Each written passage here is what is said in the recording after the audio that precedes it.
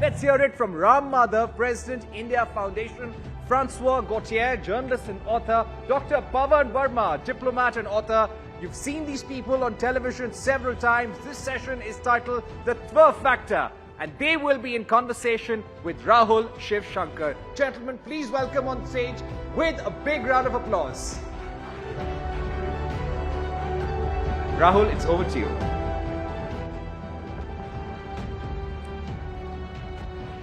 Good afternoon, everyone. Good afternoon once again. Let's get straight to the point. The only Twa factor being talked about in Bharat presently is Moditva, which is a derivative of Modi and Hindutva. The ideological left in this country is extremely upset. They say the Prime Minister has captured the hearts and minds of Indians by peddling Hindutva, which is a divisive, Hindu supremacist political ideology. That's what they say. How did a word that is itself derived from Hindu and Twa, Twa really essentially means essence, come to be so resented by a section of the intellectual class in this country? Let's ask this of some of the finest authorities on the roots of our Hindu dharmic civilization. I have the honor of speaking to each one of them, and we have the privilege of listening to their point of view. Dr. Ram Madhav, let me begin with you first. There's a lot of misinformation about the word Hindutva to begin with. It is attributed to Mr. Savarkar, but it was coined, as it turns out, by a great son of Bengal, Bankim Chandra Chattopadhyay, in his treatise Anand. The same work that gave us Vande Mataram. Chattopadhyay himself was a product of the Renaissance, the Bengal Renaissance. First, tell us what the word Hindutva means in its unadulterated, apolitical sense as defined by people like Chattopadhyay. No, firstly, let me make a humble correction. It's no longer a lot of misunderstanding. It's a little bit of misunderstanding continues. Large sections of our society, Indian society today understand the real meaning and essence of this word Hindutva. There are professional critiques of it. We earlier used to think that probably people are unable to understand. That's why they are probably talking against it. But over the years, we now realize that it is professional to be anti-Hindutva. So you have to be a professionally anti-Hindutva person, so you have to invent certain arguments. Now Hindutva is different, Hinduism is different, Hinduism is very liberal, logical, Hindutva is very fundamentalist, etc., etc. Hindutva is Hinduism in practice. In practice, always updating itself, making that very ancient philosophy of our Hindu dharma contemporarily relevant is what is Hindutva, nothing else. All other interpretations, negative interpretations about it are only professional, critical analysis. It's only a job to remain critical. No, not because they don't understand it, but being critical also has a market. That's all. So, Pavan Varma, you've written on the Hindu civilization, a brilliant book. Are you just a professional litigant against the word Hindutva, or do you believe that perhaps it has come to acquire, in the hands of some, a more insidious edge? And if you do believe so, can you justify why Dr. Ram Madhav might be wrong here? I have nothing against the word Hindutva. To me, Hindutva, as you define Twa, if it is seen as the essence of Hinduism, I have probably written half a dozen books on Hinduism. I'm a great admirer of the profundity of its philosophical wisdom, and an admirer also of its continuity, if I may say, for 5,000 years. And I do believe that somewhere along the line, some of its great wisdoms have been lost, need to be reclaimed. Parts of Hindu civilization which are an aspect of Hindutva need to be reappropriated, brought into the mainstream. And therefore, in principle, I am not against the word Hindutva. However, since I believe in the grandeur of Hinduism, I object often, not because I am a professional critic, as Ram Madhav ji saw. I object to Hinduism's grandeur, whether it's called Hindutva or anything else, to the lowest common denominator.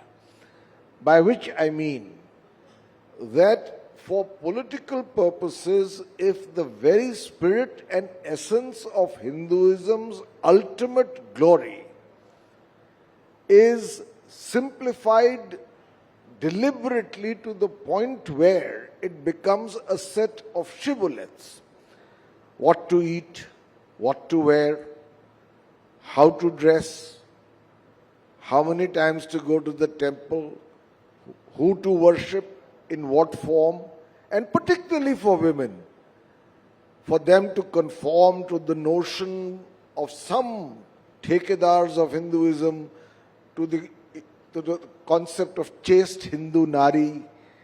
Hinduism cannot be reduced to that, because when you do it, you distort it. Yes, you need to be aggressive about aspects of Hinduism. You need to be vigilant about possible threats to it.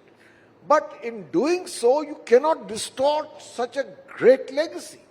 And I therefore feel that when you use Hindutva purely as a political tool, it often ends up not as the Hinduism which we worship or which we are proud to belong to, but as a means of dividing society, spreading avoidable hate, creating fissures, and also empowering an entire class of new, he will not like this word, so I will not use it. We've had debates before. A new class of people who cannot write one page on Hinduism but are today the protectors of Hinduism and have become a law unto themselves. No, are you saying that they extend into the ruling establishment and that they are they, part and parcel in fact, that's of... a very interesting question. And then Mr. Madhav, I'm sure, will answer it. You see, the ruling party, in my view, and has played a role of deliberate ambiguity with organizations like the Bajrang Dal. I'm naming one. They encourage them to achieve short-term political goals in their aggression. If they go too far, they have the option to distance themselves from it. We were just having a discussion about this. And in this process, over 10 years of political power at the center, we have people today who in the name of Hindutva are distorting the very meaning, grandeur and conquering eclecticism of Hinduism. That I feel is wrong. But otherwise, I have no problem with Hindu. So you're saying there is a basis to adduce this sort of definition that Hindutva has been sort of twisted? No. As I said, look, if there is anything wrong happening in Hinduism, there is always scope and place for questioning and criticism. That is the very fundamental, quality of Hinduism that Mr. Pavan Varma knows very well. Questioning. Gandhiji said, continuous reform is the name of Sanatana Dharma. Hindu Dharma is the name in which continuous reform should happen. To that extent, it is fine. Does Hinduism not have asuras in it? Was Ravan not a great Hindu in that sense? But he was still an asura. He was to be opposed. He was to be killed. Such things, whether they happen in any form, in any name, in any organization, they have to be opposed. But to brand a particular group as you are Hindutva, since you are Hindutva, you are bad.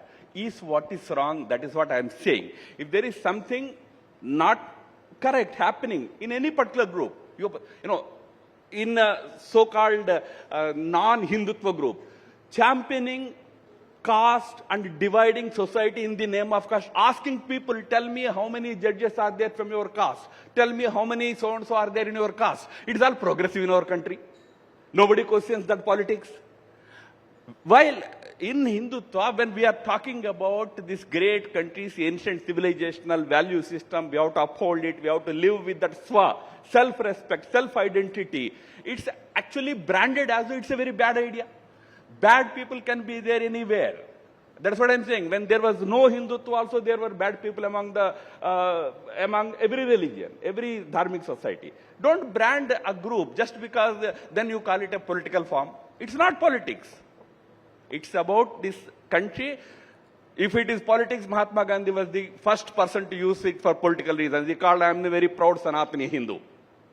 It's not politics. It's about certain value system which we believe it's the core value system of our country. Okay, you want to quickly come in Just before I quickly bring in rebut, Mr. Gautier? With apologies to Francois.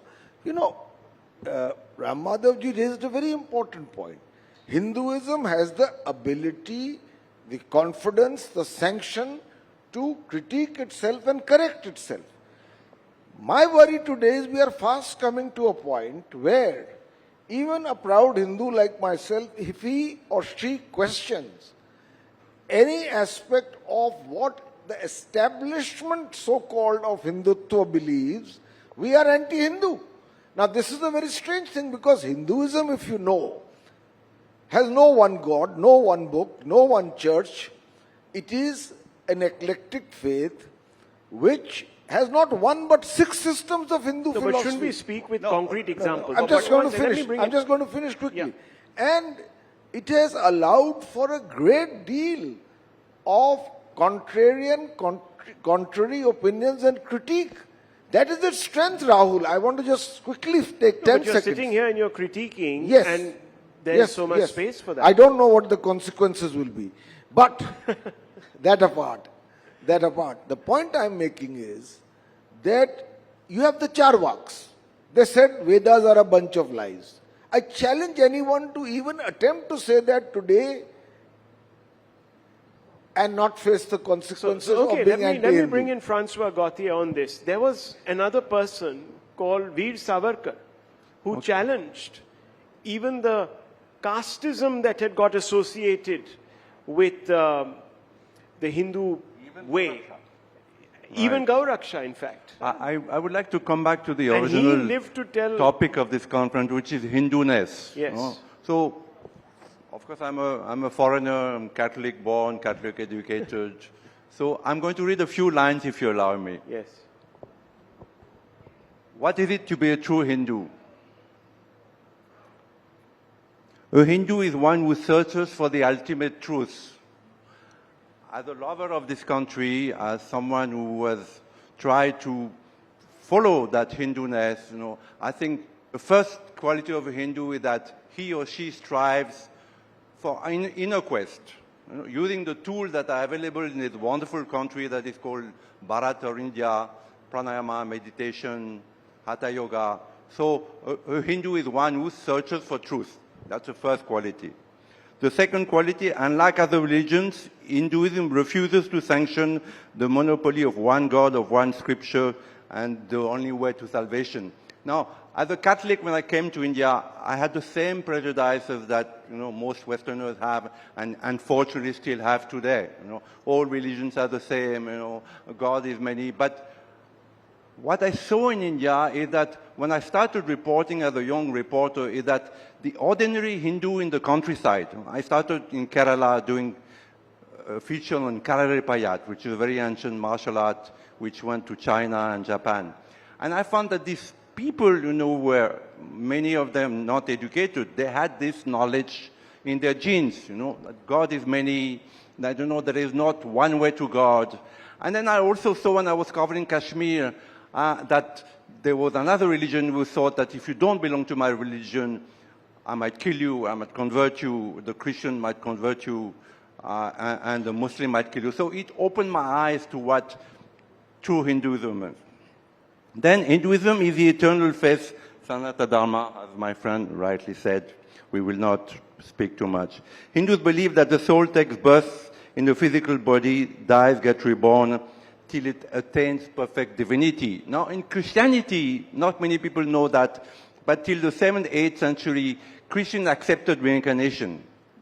The belief in reincarnation is so important because if I am a Christian, I live, then I die according to my good will, good sins or bad sins. I go to paradise or I go to purgatory or I go to hell.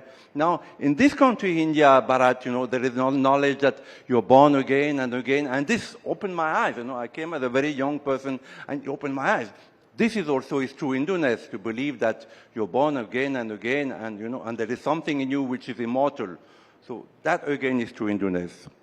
Hindu believes that one can cleanse oneself from karma through yoga practices such as pranayama. I said that in the beginning. The Hatha Yoga has taken the world by storm. In America, out of 3 persons, 2 practice Hatha Yoga. We see Hollywood stars, doing Sirsasana, doing Surya Namaskar. So this knowledge which is in this country, and I think this is why Mr. Modi came and he played such a crucial role in the rising of Bharat, is that India needs to become the spiritual leader of the world. Many of your sages have said that, Swami Vivekananda, Sri Aurobindo. I actually came to India to meet Sri Aurobindo's companion called the Mother in Pondicherry, and I had the privilege to meet her several times. Sri Aurobindo was an immense yogi, immense avatar, and also a revolutionary. That India needs to become spiritual leader of the world, and I think Mr. Modi is playing a very, very important role in that. Now, one can be a Christian, a Muslim, or a Jew, and still practice Hinduism. I think this is one thing that very few Hindus understand, is that Hinduism is not a religion, it's a spirituality. And it's a universal spirituality because it recognizes that God, he or she, not only he or she can manifest at different times, using different names, different scriptures. So this is a wonderful knowledge. And that knowledge used to be, roaming all over the world, in Egypt, in Greece, Mesopotamia, so many countries had this knowledge. But it was wiped out. So today, the responsibility that your country holds is that it still has this knowledge, which is being attacked from many sides, including, as the earlier Mr. Bhavan has said, by Hindus themselves. So for me to come to this country, to live in this country, is a great privilege because I learned things that I couldn't learn in my country. Though, definitely France has many qualities, and there are things that India can learn. So what you're saying, Francois Gautier, is that, and I think in one sense you're saying what Savarkar once said, that Hindus need to fear actually Hindus the most. That's what he had said. So, yes. Well, can I say one phrase about that? Yes. That I agree with Mr. Professor Bharat, but also there's Western Indologists. There is a hatred of Hindus among Western Indologists. In my country, there's a man called Christophe Jaffrelot. He's made his lifelong task of demonizing Hindus, the BJP, the RSS, Mr. Modi. They are the professionals, I said. That's the professional. Okay, so let me just ask you this, Pavan Varma, because I think we're pivoting towards an interesting territory. Now, you claim that a particular type of political Hindutva philosophy is dividing people and this, that, the other, and it takes sometimes legal expression like the CAA, etc., etc. Now, this is interesting because it's in stark contrast to the political experience of the BJP that is constantly adding new and new and new sociological verticals. It's the only party that's actually growing. How can their worldview be so exclusive, yet it is attracting more and more people? So obviously what is said about it, and I'm not sounding like any apologist, I'm just saying, just look at the numbers. How can you say that they are championing something so exclusivist? Rahul, I don't think we should compare apples and oranges. Today's subject is the Twa factor in Hindutva. Why a political party is on the upswing and has won 2 decisive majorities in parliament is a very complex subject. First of all, it's the personality of Mr. Modi. Second, it is a narrative. Third, it is many of its achievements like welfareism, Fourth, it's an organization and cadre which permeates down to the grassroots. And fifth, there is also the hindutva factor and hypernationalism, or what I often call proving yourself to be patriotic, otherwise you are not. Maybe there are factors like this. We are talking of Hinduism, and here I agree with what Francois says, that for anyone from an Abrahamic faith. No, I'm specifically addressing the point that you raised, because I was hearing Mr. Chidambaram speak a few days ago, where a question was put to him, why is it that the BJP is growing? Why is it that Modi is becoming more and more popular? And he said, well, there are a variety of reasons, just like you were. But the main reason is that this man has fed the poison of hindutva.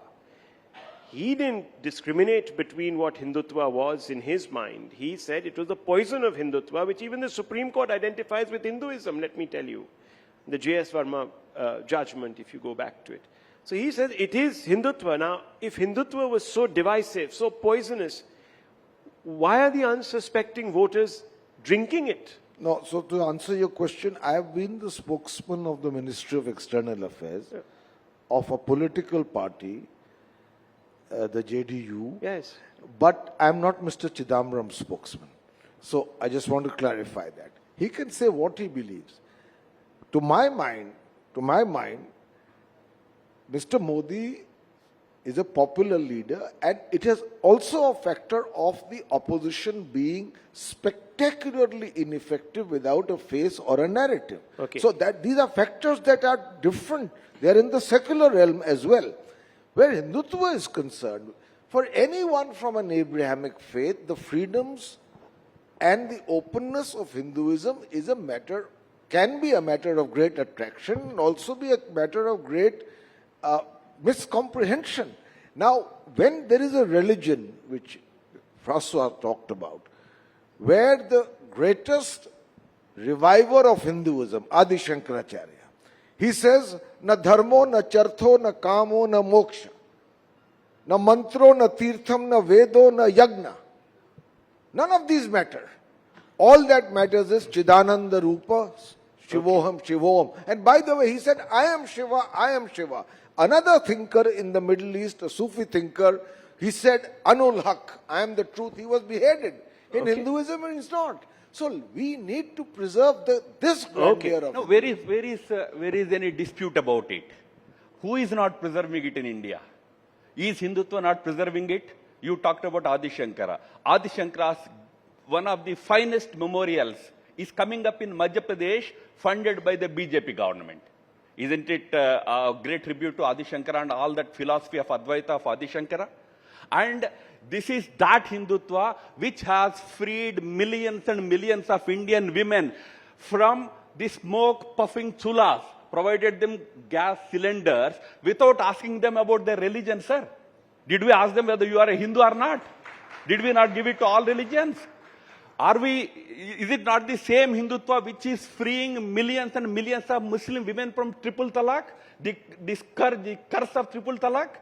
Is it not a great service that this so-called Hindutva leadership doing to the Muslim women of this country? Fortunately in our country, that's why I said, all those sections of people understand that what is projected as a big demon, and then suddenly today we pretend to be victims. This victimhood argument, what will happen to me? Sir, you have been exposing your cause for many years. Nothing happened to you. People are listening to you. You are respected. Why this victimhood syndrome? Did it ever occur to you that years after years, decades after decades, you kept calling us communal, you kept calling us fascist? Did we then cry from rooftops that what will happen to me if I say I am a nationalist? Tables are turning.